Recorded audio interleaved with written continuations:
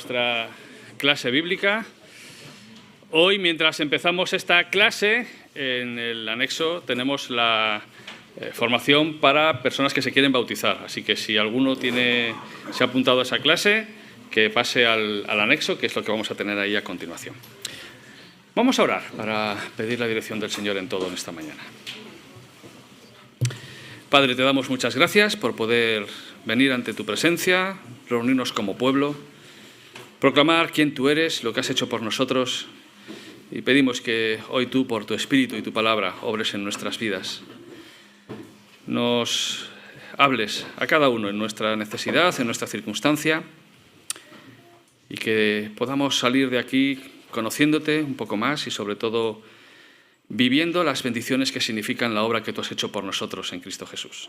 Te pedimos por esta clase de bautismos que empieza, te pedimos por todos los niños y niñas y sus profesoras y profesores que están en la escuela dominical, que tú dirijas todo para bendición y para tu gloria. En el nombre de Jesús, amén. Vamos a ejercitar un poco el cerebro, la memoria.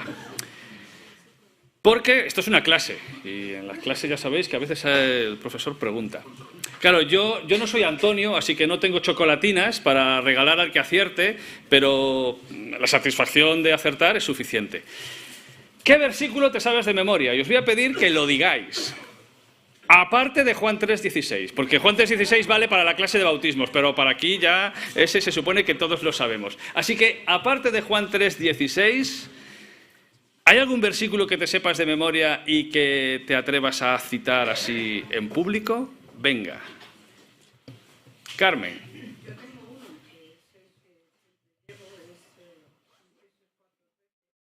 ¿Qué dice?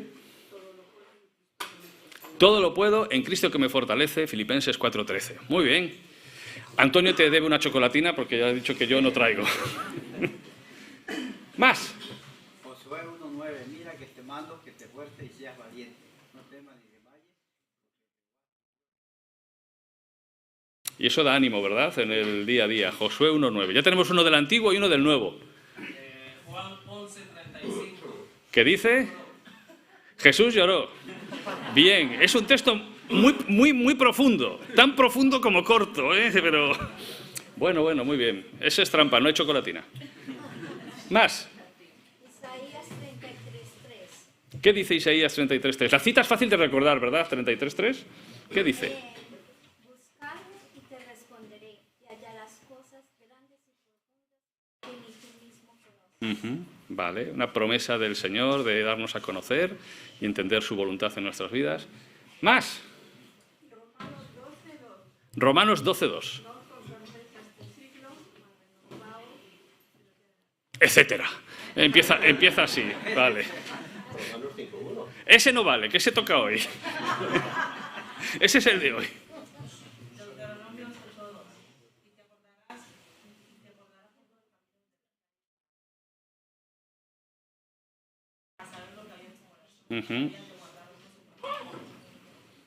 Versículo para el camino y las dificultades de la vida, ¿no? Y saber que Dios está ahí a nuestro lado.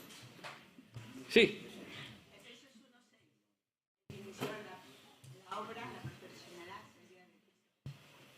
Vale. Filipenses 1:6. Carlos, que te he visto levantar la mano. Juan 8:12. Juan 8:12, ¿qué dice? Soy la luz del mundo, el que me sigue no andará en tinieblas, sino que tendrá la luz. Qué bueno, ¿verdad? Vicky. Romanos 5:8. Mas Dios muestra su amor para con nosotros en que aún siendo pecadores Murió por nosotros. Pero ese también toca hoy. Ese lo veremos hoy también, sí, pero ella es una visitante, no le voy a cortar el...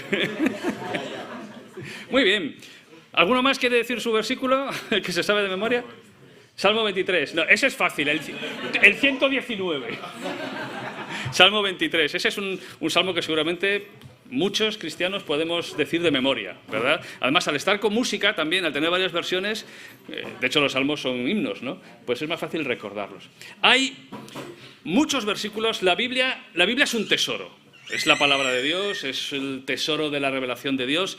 Pero sabéis que los tesoros tienen diamantes y tienen unas joyas especiales. Y yo creo que todos esos versículos que habéis mencionado son como esas joyas en el tesoro de la palabra de Dios, porque recordarlas pues nos ayudan a confiar en sus promesas, ánimo en el camino, esperanza, convicción. Es decir, son versículos que nos ayudan a ser creyentes y a vivir nuestra vida. Hoy os propongo que nos centremos en un versículo, solo uno.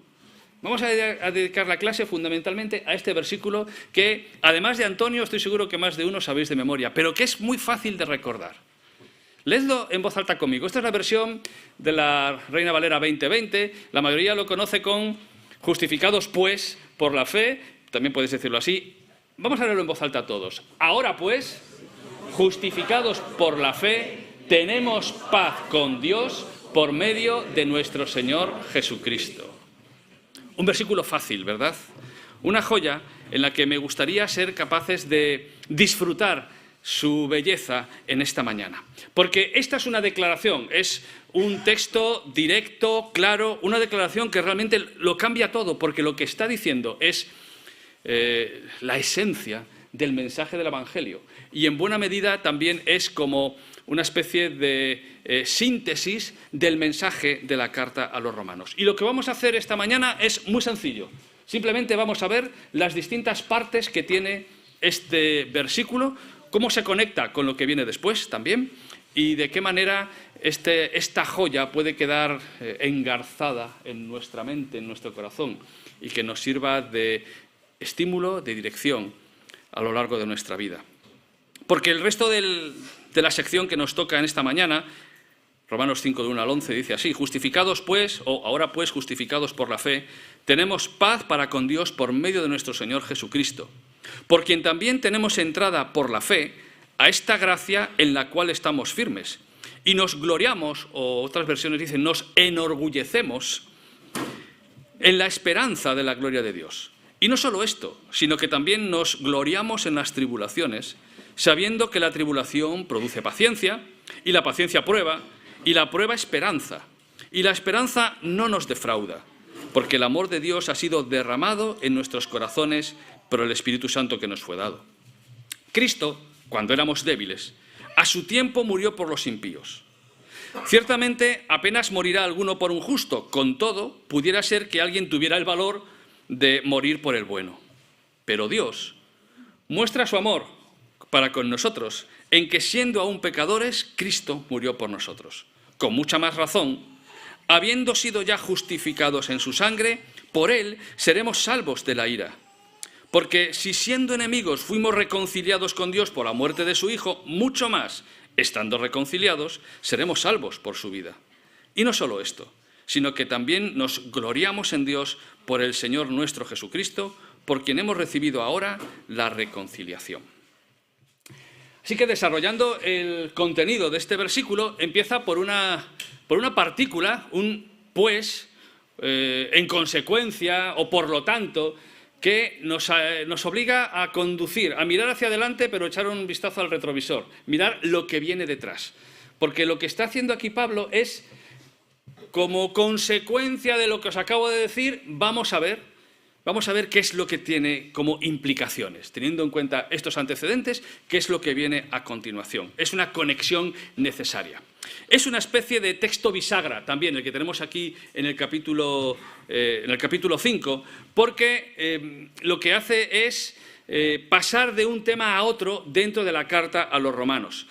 En los 4 capítulos anteriores hemos visto cómo Pablo nos va mostrando la necesidad del Evangelio. Y hay uno de esos versículos que también sabemos de memoria, pero que es un versículo duro. Por cuanto todos pecaron y están destituidos de la gloria de Dios. Esa es la conclusión a la que llega Pablo después de analizar cómo es el judaísmo, cómo es la religiosidad de los judíos, cómo son los moralistas, la gente que intenta tener una vida digna, correcta dentro de la sociedad, la crítica también del paganismo. Es decir, hace un análisis de todos los grupos, por decirlo así, sociales, y llega a la conclusión de que todos, por igual, estamos destituidos, perdidos, condenados, alejados de Dios. Y en eso dedica unos cuantos capítulos a argumentar esa realidad, esa necesidad. En el capítulo 4 nos muestra lo que es el regalo del Evangelio, que lo obtienes por la fe, por creer. Dios te ofrece el mensaje de salvación y lo que esperas es esa respuesta de fe. Además, ya en los capítulos 3 y 4 nos va diciendo quién es ese protagonista, quién es el que logra este perdón, esta justificación, y presenta lo que es la obra de Jesús y además el ejemplo que la Biblia nos muestra ya anteriormente en el caso de Abraham. Así que el capítulo anterior, el capítulo 4, termina diciendo que a los que creemos en aquel que levantó de los muertos a Jesús, Señor nuestro, el cual fue entregado por nuestras transgresiones y resucitado para nuestra justificación. Es decir, justo la frase anterior nos muestra el significado de la obra de Jesús, la muerte y resurrección de Jesús.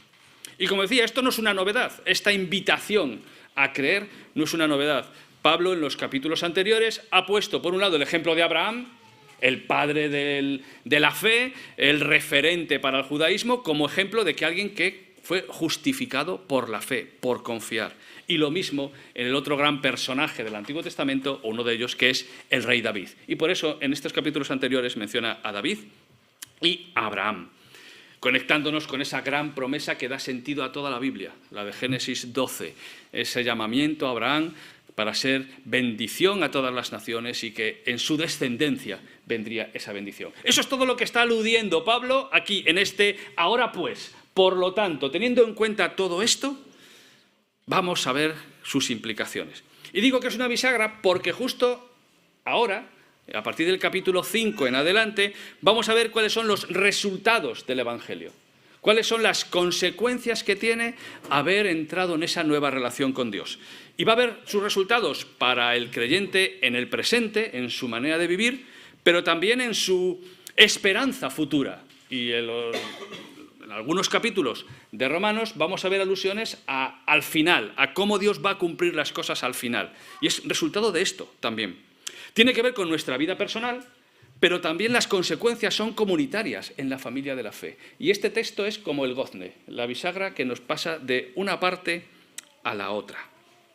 Por eso es tan importante cuando leemos la Biblia fijarnos en los detalles, fijarnos en esas palabras clave, aprender a leer la Biblia con una mente un poco detectivesca, permitidme la expresión, que vas fijándote en, pues si hay un por eso o un por tanto, pues aquí estamos hablando de que hay una consecuencia de algo, pues tengo que fijarme ahí. O cuando aparece un pero, pues también es una contraposición en la que tenemos que fijarnos. Y así ocurre pues con los verbos y con otros elementos. Por eso siempre es importante leer la Biblia no solo deprisa, y que está bien, sino también fijándonos en los detalles. Porque ahí vamos a descubrir esas gemas, esos diamantes que tiene Dios a veces escondidos, otras veces muy visibles en su palabra. Muy bien, ahora pues, por lo tanto, ¿qué?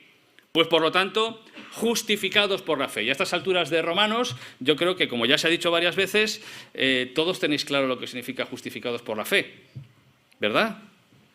¿A que sí? Sí. Venga, pues decidlo. ¿Qué significa que somos justificados por la fe? Venga, que la ilustración ayuda un poco también. La justicia de Cristo. Nos aplica la justicia. ¿Y eso qué significa? Que todo lo que ha hecho Jesucristo, todo lo bueno, la voluntad de Dios, se nos concede a nosotros como si lo hubiéramos hecho nosotros. Vale. ¿Qué más cosas puede implicar justificados por la fe? Gracias, José Luis. Declarado sin culpa. Declarado sin culpa, ¿vale? ¿Y eso tiene alguna consecuencia práctica o...? Eso es lo que vamos a ver ahora, ¿vale? La consecuencia la vamos a ver ahora. Justificados. Es un acto judicial, un acto forense, por el cual el juez te declara inocente, te declara absuelto. Ya veremos basándose en qué. Es una declaración a un acusado, porque la realidad es que nosotros estábamos sentados en el banquillo de los acusados y este texto también nos hace una especie de retrato, una descripción de cómo somos de verdad delante de Dios, aunque no nos demos cuenta. Y en el resto del capítulo nos da por lo menos 4 características, y todas ellas poco halagüeñas. Somos débiles, incapaces, incapacitados, asténicos, debilitados. No hay nada que podamos hacer por nosotros mismos para acercarnos a Dios. Completamente debilitados. Impío.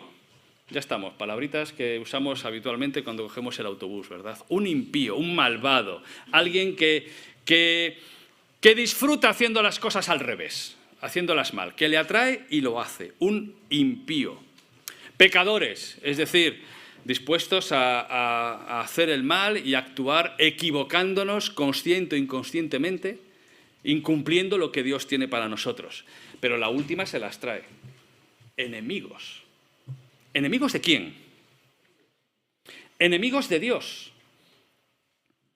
Y claro, que tengamos a Dios como enemigo, o que nosotros nos consideremos enemigos de Dios, es pelear contra el poder mayor del universo que pudiéramos imaginar. Estamos en el equipo perdedor. Y aunque no lo parezca, todos aquellos que están en el bando del equipo perdedor acaban perdiendo. Y puede ser que durante la liga ganen algún partidillo. Pero el resultado final es la derrota completa. Y lo que Pablo nos está diciendo es que nosotros formamos parte de ese equipo, del equipo perdedor, del equipo que delante de Dios no tiene ninguna posibilidad de salir adelante.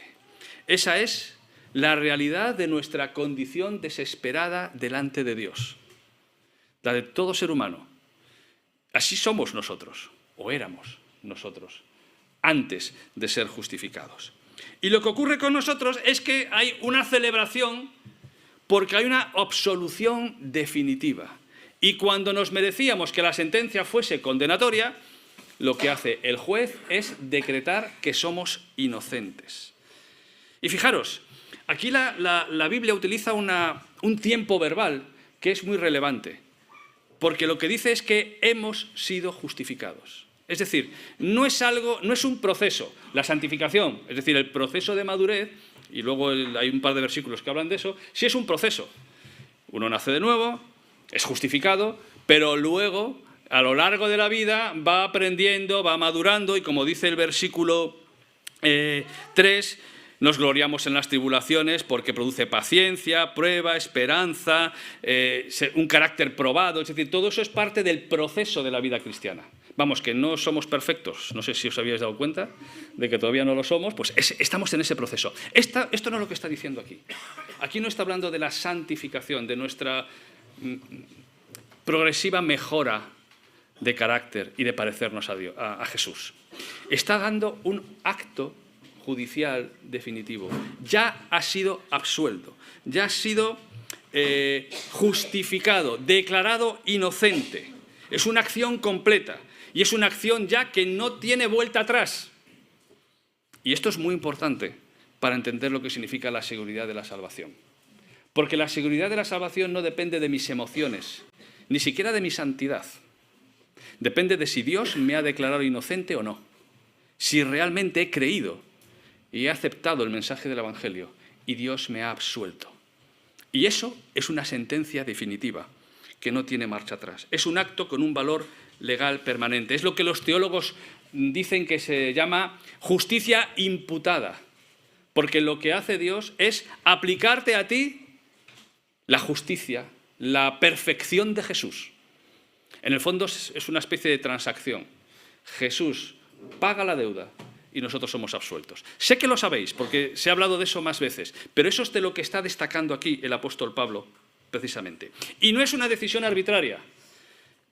No es que decida por una maniobra política hacer una amnistía. No va por ahí. Tiene que ver con que hay alguien que paga tu deuda, que ocupa tu lugar, que es condenado donde tú debías haberlo sido. Y entonces Dios dice, muy bien, mira, es que este está condenado en tu lugar. Alguien ha pagado la deuda. Y por eso es una realidad objetiva, no es emocional ni subjetiva. La absolución la declara Dios, no la declaramos nosotros, no nos la ganamos nosotros. Es algo que Dios nos otorga por su gracia. Y por eso el versículo 2 habla de esa gracia en la cual entramos y estamos firmes. No por nosotros, no somos nosotros los que nos ganamos, no somos nosotros los que la perdemos. Es la gracia de Dios a aquel que acepta su mensaje de salvación. Por eso podemos estar firmes. Y esperanza en lo que venga, en lo que vendrá, porque es algo que Dios declara y decreta por su gracia. Así que, justificados por la fe. Ahora, ¿qué es eso de la fe? Pues la sola fe es probablemente uno de los elementos de nuestra identidad evangélica. Hace unos domingos recordábamos cómo la reforma protestante se puede sintetizar en algunos conceptos sencillos básicos. Sola escritura, sola fe, sola gracia, solo Cristo y solo a Dios la gloria, ¿verdad? Esos 5 conceptos. Pues la sola fe probablemente es uno de los elementos más destacados de la teología, de la fe, de la convicción evangélica, que es la respuesta del náufrago al salvavidas que le ofrecen. Tan sencillo como eso. Y tan profundo. Significa que Dios nos ofrece un medio de salvación y lo único que tenemos que hacer para salir a flote es aceptarlo, aferrarnos a él. Es el náufrago que acepta el salvavidas. Es aquel que reconoce que es verdad que Dios muestra su amor con nosotros reconociéndote pecador. Y ese es el gran problema probablemente de la mayoría de nosotros. Llegar al punto de ser conscientes de que nos estábamos ahogando. De que delante de Dios somos enemigos, impíos, pecadores. Toda esa lista que hemos visto antes. Esa es probablemente la mayor de las dificultades, en mi opinión, en el corazón humano, en la sociedad actual, que ve a Dios como algo, si creen que existe, como algo abstracto, pero que no afecta mucho a su vida cotidiana. Por eso la Biblia hace tanto énfasis en la condición en la que estamos delante de Dios. Estamos ahogándonos. Pero el salvavidas es solo el instrumento. No es la fe, no es mi fe la que me salva. Es el salvavidas que Dios me ofrece. Es que Dios me invita a recibir su salvación. La clave no es tener fe, sino en qué tenemos nuestra fe. Y si tenemos fe en otras cosas, tenemos fe en nuestras capacidades, tenemos fe en nuestra educación, tenemos fe en nuestra religión, sea la que sea, estamos equivocándonos de salvavidas. Estamos equivocándonos de dónde tenemos que poner la fe. La fe solo podemos ponerla en Jesús. Y ese es el tema central también del libro de Romanos. Y desde el primer día se nos ha recordado que el tema central del Romanos es el Evangelio. Cómo se muestra el Evangelio de Dios y cómo disfrutamos de las bendiciones del Evangelio. Y si os dais cuenta, solamente desde el capítulo 1 al 4, algunos de los versículos donde aparece esta importancia de la fe. El justo por la fe vivirá, la justicia de Dios por medio de la fe en Jesucristo. Bueno, tenéis ahí todos esos versículos donde vemos la importancia de tener fe en este ofrecimiento del Evangelio. Pero claro, eso pone también una carga de responsabilidad en el que se está ahogando, porque nosotros somos invitados a creer o no creer en este mensaje del Evangelio. Y eso no es tan fácil como parece. A veces decimos, no, si es que creer es muy fácil. Sí, cuando ya has creído, lo ves todo mucho más fácil. Pero antes, ni crees que te estés ahogando, es como cuando tienes ahí una enfermedad y no te la tomas en serio. Ni crees que sea tan sencillo como simplemente coger el salvavidas que Dios te ofrece. Por eso Jesús dice, cuando venga el Hijo del Hombre, ¿hallará fe en la tierra? El propio Jesús le hace esa pregunta a sus discípulos, porque es tan fácil darle la espalda a Dios y quedarse en esa situación de enemistad, ¿verdad? Por eso es tan importante, cuando escuchas el mensaje del Evangelio, responder, porque Dios te está haciendo una invitación permanentemente a aferrarte a Él y a su invitación de salvación. Justificados, pues, por la fe, tenemos paz con Dios. Tenemos paz. Y aquí os hago otra pregunta. Esto de tener paz, ¿cómo definiríais qué es la paz? Esta vez no es una palabra rara teológica, ¿vale? Es una palabra sencilla. Paz. Tranquilidad en medio de la tempestad, muy bien. Reconciliación. Ausencia de violencia, que desaparezca la... obediencia, paz, obediencia. ¿Vale? Supongo que muchos identificáis esta imagen y si no tenéis al pie de página, al pie de foto, lo que pone, ¿no? Uno de esos momentos en los cuales se pensó que la humanidad estaba al borde de la paz en ese conflicto que, como sabemos, se arrastra décadas después entre Israel y los palestinos. Los acuerdos de Oslo, 1993, los que eran enemigos irreconciliables, que por la mediación de un gobernante, Bill Clinton en este caso, se estrechan la mano en señal de que quieren llegar a un acuerdo de paz que fuese de bendición, que fuese de pacificación de sus pueblos. No vamos a entrar en lo que pasó después, pero todos sabéis que ¿cuánto ha durado esa paz? Dicen los que conocen la historia que cuando se la estaban firmando ya algunos en sus territorios la estaban incumpliendo, unos u otros. Y como sabemos, pues aunque tuvo sus consecuencias beneficiosas, la realidad es que ha sido o es una paz muy frágil y que sigue siendo un conflicto permanente. La humanidad está en una guerra permanente con Dios.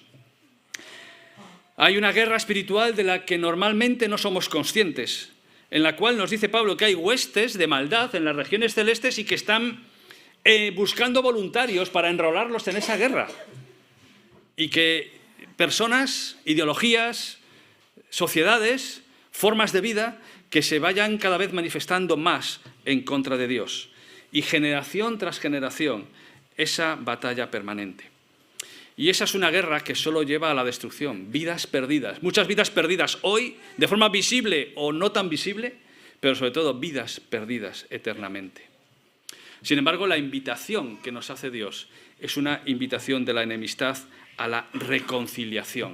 Y es una de las palabras más hermosas de la Escritura. Paz en griego es irene y en hebreo es shalom.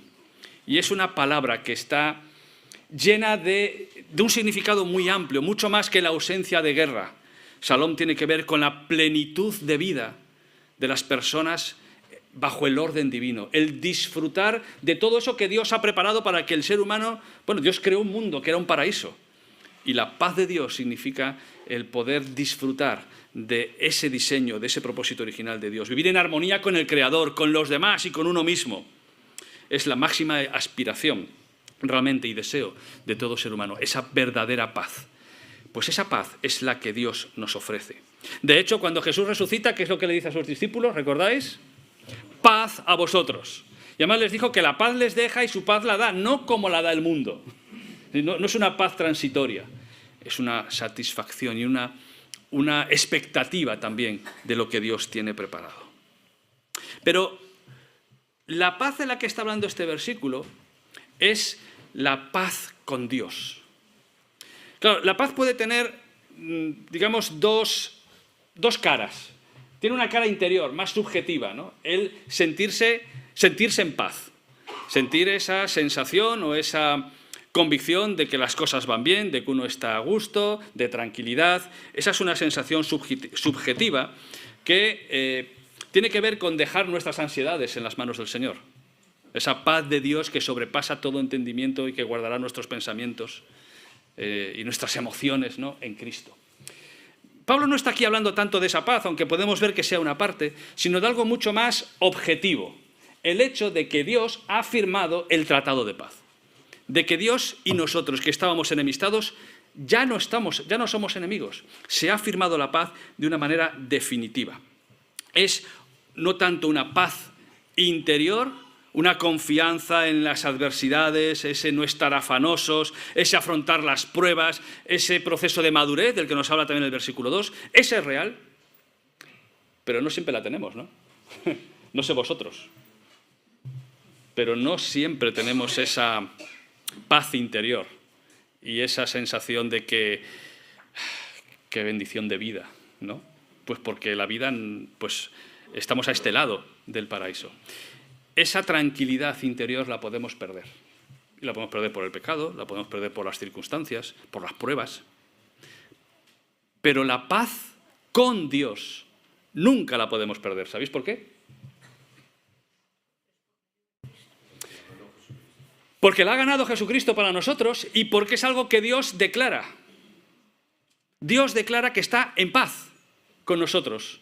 porque ha hecho en Cristo la paz de una manera definitiva. E incluso puede ser que nosotros tengamos nuestros problemas para entender a Dios. Pero Dios sigue diciendo, que yo estoy en paz contigo. Y que mis pensamientos son para bien, para ti, para bendición. Que a lo mejor te saco por el desierto para probarte, pero es porque soy el Dios que está en paz contigo. Porque soy tu Padre. Es una realidad objetiva.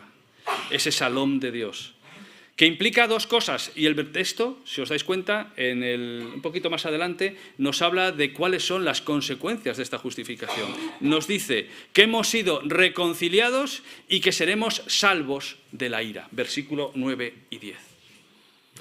Hemos sido reconciliados con Dios. Yo no sé si tenéis alguna situación en la que sabéis que hay alguien con quien tenéis problemas. Porque la vida es como es. Problemas con familia, con compañeros de trabajo, con vecinos. Conflictos, además, que a veces incluso se van pasando de padres a hijos. Familias que están enfrentadas porque un tío, un abuelo, porque en la guerra civil en España, y esas cosas en España han sucedido y todavía tienen consecuencias. Os hablo de España porque es la que conozco. En otros países es probable que también ocurran cosas parecidas, ¿no? A veces se crean muros infranqueables entre las personas y que el tiempo lo único que hace es acrecentar esos muros entre las personas, entre las naciones, y esas enemistades son realmente dolorosas. Y lo asombroso del mensaje del Evangelio es que habiendo un muro de separación entre Dios y el hombre, es Dios el que rompe el muro, es Dios el que se acerca y nos dice, estrecha mi mano, porque quiero que pases a ser no solamente amigo, sino familia, porque te adopto, porque te convierto en mi hijo. Por eso Pablo, en la carta a los Corintios, dice, somos embajadores en nombre de Cristo. Como si Dios rogase por medio de nosotros, os rogamos en nombre de Cristo, reconciliaos con Dios. Dejad de estar de espaldas a Dios, porque Dios ya os ha invitado a estrechar la mano y tener esa relación con vosotros. ¿Y por qué lo hace? Pues por amor. Ese amor que es derramado. Dios muestra su amor para con nosotros, en que Cristo murió por nosotros. Reconciliación es una de esas implicaciones de la paz. Pero también salvación. Claro, la palabra salvación es muy amplia, ¿verdad? Pero en este caso, sobre todo, está hablando de esa salvación del destino final.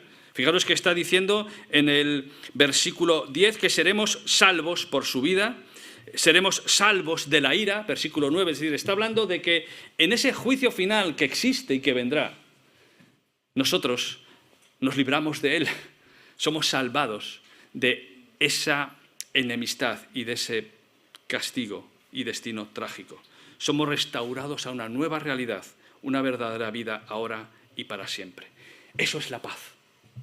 Y por eso el saludo habitual en las cartas, y si leéis casi todas las cartas del Nuevo Testamento, ¿cómo empiezan? ¿O cómo terminan?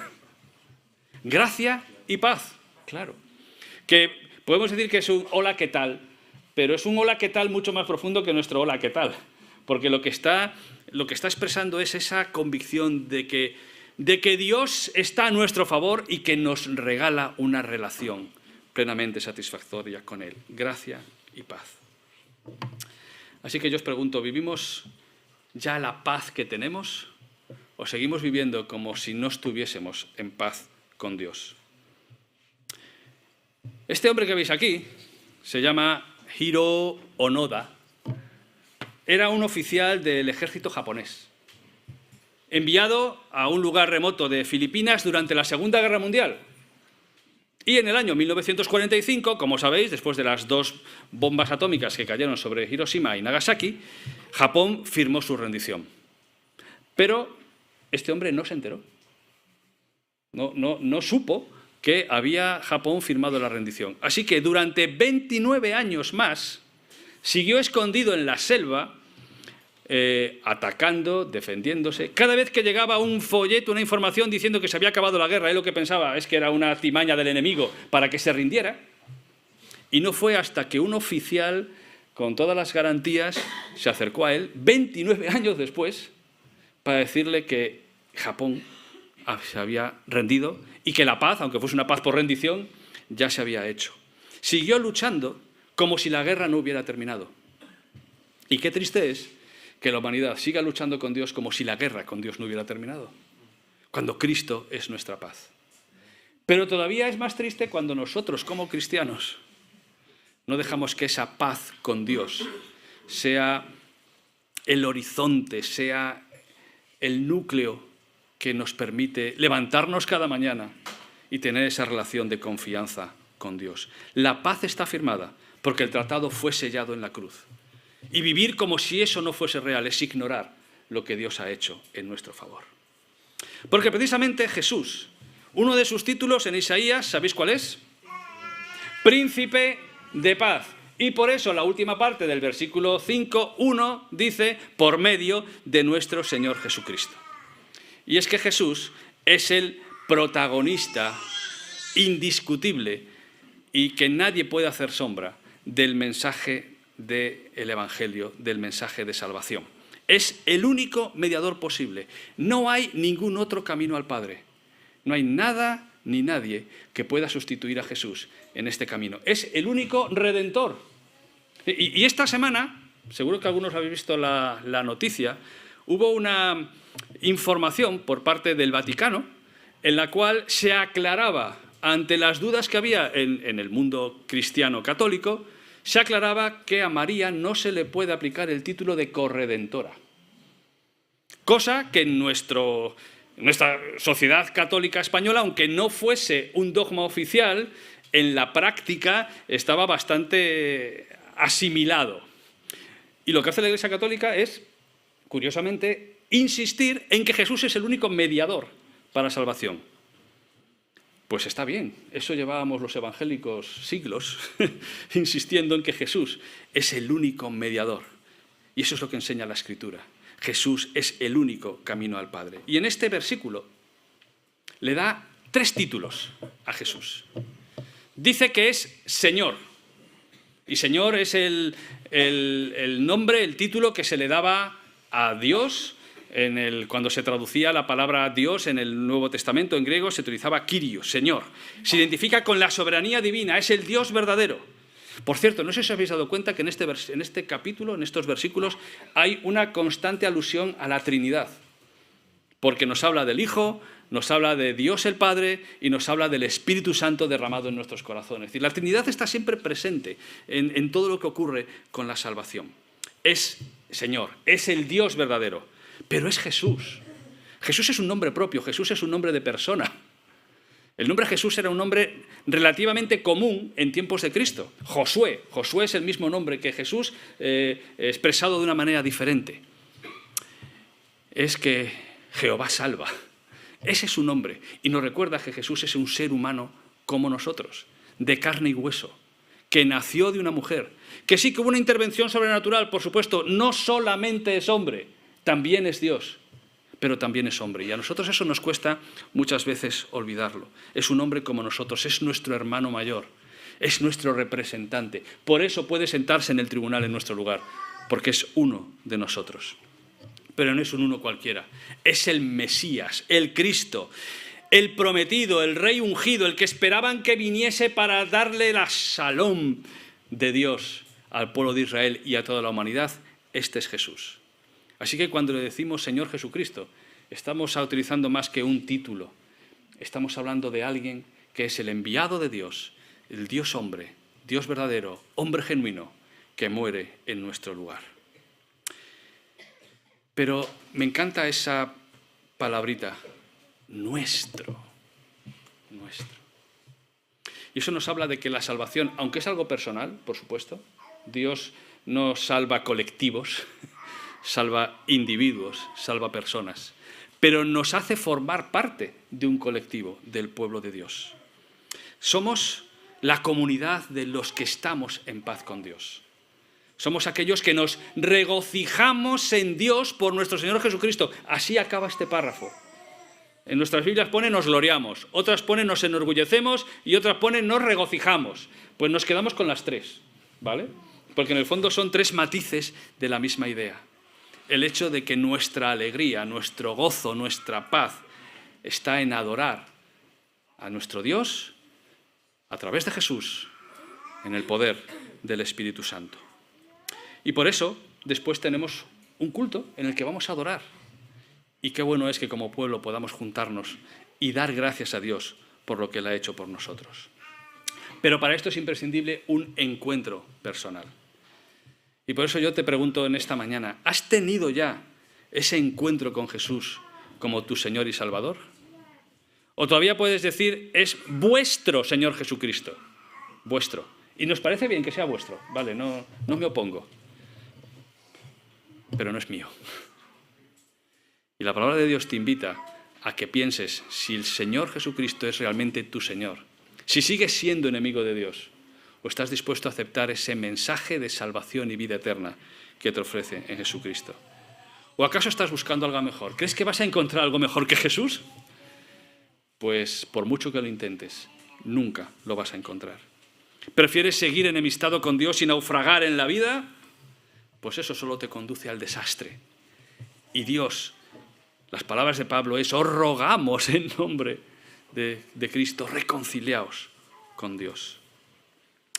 Pero también esto es una, ¿cómo diría? Es una tentación religiosa, una tentación eclesial. Es fácil también que convirtamos a Jesús en un símbolo, en un concepto abstracto, en una tradición, en un ritual. Y como digo, sea cual sea el ritual al que tú pertenezcas, es muy fácil convertir la fe en simplemente una costumbre de hacer cosas. Tener un Jesús religioso, un Jesús teórico, ritual. Este texto nos invita a abrazar a Jesús como nuestro Señor que ocupa nuestro lugar y nos introduce en la paz con Dios. Bueno, supongo que a estas alturas os sabéis el versículo de memoria, ¿no? Digo yo, porque es lo único que he hecho en toda la hora, repetir el versículo, así que me imagino que sabéis que dice, ahora pues...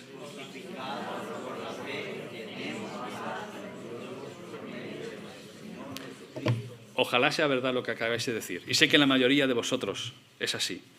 Que esta declaración que lo cambia todo sea lo que transforme nuestras vidas. Sea ese regalo del Padre que nos da en el Hijo a través del Espíritu Santo para vivir una vida con fe, confianza y seguridad en sus propósitos. Una declaración que tenemos que tomarnos en serio. Como la declaración que se tomaron en serio nuestros hermanos protestantes en finales del siglo XIX. En 1868 se produjo una revolución en España, la primera revolución democrática en España, la llamada Revolución Gloriosa. Sin entrar en detalles de lo que eso implicó, ya sabéis que eso me pierde a mí, lo de entrar en los detalles históricos, así que los evito. Pero el que era el presidente del gobierno provisional, después de expulsar a la reina Isabel II, era el general Prim. Y unos representantes del mundo protestante, evangélico en aquel momento, se entrevistaron con él en Algeciras. Ellos venían de Gibraltar porque estaban refugiados, porque los evangélicos no tenían libertad en la España del 19 y luego en la del 20. Y bueno, este general Prim los recibe y les dice, y estas son frases textuales, desde hoy en adelante habrá libertad en nuestra patria, verdadera libertad. Ya concluyó la tiranía. Ya pueden ustedes volver a España con la Biblia bajo el brazo y predicar sus doctrinas. Es decir, está declarando la paz con los evangélicos, una nueva legislación. Y ¿sabéis? Se lo tomaron en serio. Se lo tomaron en serio. No sé si bajo el brazo o en un estuche, pero lo cierto es que el mundo evangélico aprovechó ese pequeñito resquicio de libertad para empezar una obra que llega hasta nuestros días. Porque nosotros hoy, aquí en Salamanca y tantos otros lugares, somos herederos directos de estas personas que se tomaron en serio que Dios abría una puerta para ir con la Biblia debajo del brazo anunciando el Evangelio de salvación. Ellos se lo tomaron en serio. ¿Y tú? ¿Te tomas en serio que Dios te invita a estar en paz con Él y ser justificado por la fe? Espero que sea así. Y Señor, te damos muchas gracias por esta declaración que nos invita a confiar en ti, a alabarte, a proclamar lo que tú has hecho, esa gracia que nos permite abrazarnos a ti y recibir tu salvación. yo te pido que nos ayudes a vivir esa paz. Te pido que ayudes a aquellos que todavía no tienen claro lo que creen, a acercarse a ti y aferrarse a este mensaje del Evangelio. Gracias, Señor, y pedimos tu bendición sobre todo lo que queda en esta mañana. En el nombre de Jesús. Amén. Y ya sabéis que ahora tenemos un café, incluso alguna tarta, así que hacéis la cola por esa puerta. De este rato de café y conversación.